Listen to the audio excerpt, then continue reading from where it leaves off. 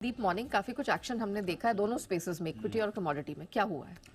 थोड़े relatively stable संकेत आपको आते हुए दिख रहे हैं। ऑफ कोर्स हमारे बाजारों में अर्निंग्स का रिएक्शन फ्रंट एंड सेंटर रहेगा और उस पर सबकी नजर बनी हुई है। बट ग्लोबल मार्केट्स भी देखें तो ऐसे कुछ ज्यादा खराब संकेत नहीं आ रहे हैं, ठीक ठाक संकेत आपको आते हुए दिख रहे हैं। अब तैयारी है, 22,000 हमें क्रॉस करना है और ग्लोबल सपोर्ट उसके लिए तो ठीक ठाक हमें मिल ही रहा है। ऑफकोर्स हमारे डोमेस्टिक क्यूज ज्यादा इंपॉर्टेंट है। बट शुक्रवार की बात करें तो उतार चढ़ाव जरूर आपने देखा था। जहां तक अमेरिकी बाजारों का सवाल है, एंड में अगर आप देखें तो 125 अंक नीचे आपको डाउ बंद होते हुए देखा, बट 350 अंक की रेंज में कारोबार हुआ था। निचले स्तरों से देखें तो करीब 125 अंक ऊपर था, बट ऊपरी स्तरों से देखें तो करीब 225 अंक नीचे बंद हुए हैं। तो उतार चढ़ाव वाला सेशन जरूर था डाउ के लिए। इससे पहले ऑफकोर्स एक बड़ी रैली देखी थी, उसके बाद थोड़ा क्वाइट सेशन आपको दिखा। नैस्डैक वैसे आप कह सकते हैं लगातार छठे दिन पॉजिटिव बंद हुआ, बट एकदम फ्लैट बंद हुआ था। S&P 500 फ्लैट था और रसल 2000 में भी आपने मामूली गिरावट के साथ बंद होते हुए देखा था। फैक्टर्स जो थे जो बाजार को डोमिनेट कर रहे थे वो थे आपके डेटा और वो थे आपके नतीजे। तो नतीजों की बात करें तो कुछ बड़े बैंक्स के नंबर्स आए और ज्यादातर बैंक्स के नंबर्स अर्निंग्स के बाद हमने देखा स्टॉक्स में आपने कमजोरी देखी। बैंक ऑफ अमेरिका 1% गिरा, वेल्स फार्गो 3.25% गिरा, जेपी मॉर्गन 0.5% नीचे था, उसके सामने सिटी ग्रुप 1% ऊपर बंद हुआ। तो नतीजों के बाद बैंक्स पर थोड़ा दबाव था, इसलिए आपने देखा कि डाउ में गिरावट ज्यादा थी, बाकी मार्केट्स आपके लिए फ्लैट ही रहे। बैंक्स के नतीजे थोड़े नरमी की तरफ आए हैं, कुछ ज्यादा खास नतीजे नहीं आए थे ज्यादातर बैंक्स की तरफ से, इसलिए भी थोड़ा नेगेटिव एक्शन या नेगेटिव सेंटिमेंट डाउ की तरफ ज्यादा बनते हुए दिखा।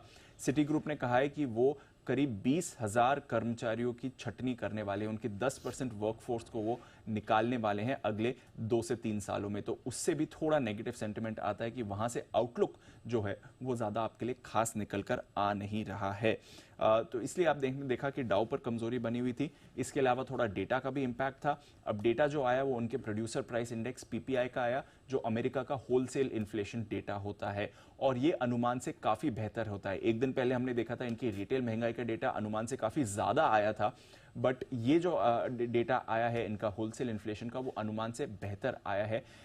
दिसंबर महीने में PPI 0.1% गिरकर आया है, अनुमान से काफी बेहतर।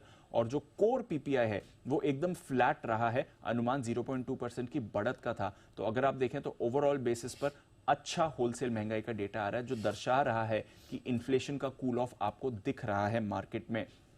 और इसके रिएक्शन में भी हमने देखा कि 10 साल की बॉन्ड यील्ड आपकी और फिसली है, जो 4% तक ट्रेड कर रही थी वो 3.93% पर आ गई है। तो वहां पर आपने वीकनेस बनती हुई देखी है। साथ ही जो मार्च रेट कट का अनुमान है वो अब बढ़कर 70% हो गया है। जब CPI डेटा आया था तो 70% पर था मार्च रेट कट का अनुमान, अब वो बढ़कर 75% पर हो गया है। तो बाजार ने डेटा पर तो ज्यादातर इसको पॉजिटिवली लिया है और बॉन्ड मार्केट पर रिएक्शन ज्यादा था, बट क्योंकि बैंक अर्निंग सॉफ्ट थी इसलिए आपने देखा कि डाउ पर आपने प्रेशर बनते हुए देखा। ओवरऑल बेसिस पर देखेंगे तो पिछले हफ्ते डाउ हल्की बढ़त के साथ ही बंद हुआ, 1/4-1/3% ऊपर था।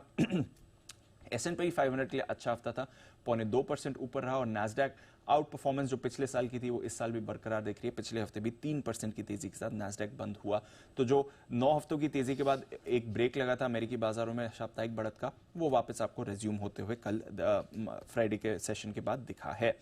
कमोडिटी बाजार की तरफ आए तो डॉलर इंडेक्स आपके लिए 102 के ऊपर थोड़ा सपाट ही कारोबार कर रहा है। कच्चे तेल में नरमी जरूर है। सिटी ने इस साल के लिए ब्रेंट का अनुमान $9 घटाकर $74 कर दिया है।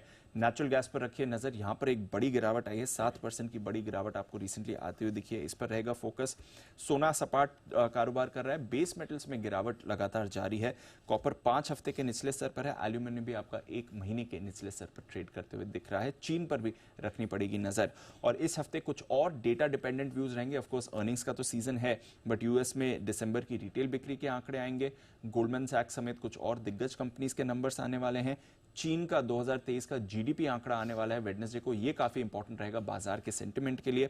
यूके का इन्फ्लेशन का डेटा आएगा एंड ऑफ कोर्स डावोस में वर्ल्ड इकोनॉमिक फोरम का सम्मेलन भी शुरू हो रहा है, वहां से भी कुछ इंपॉर्टेंट कमेंट्री निकल कर आ सकती है। तो ओवरऑल कोई परेशानी नहीं है। थोड़ा अर्निंग्स पर यूएस मार्केट्स ने रिएक्ट किया है, बट हमारे बाजार में भी आज अर्निंग्स के रिएक्शन की नजर रहेगी। ओके, धन्यवाद दीप, वो पूरी डिटेल दर्शकों के सामने रखने के लिए।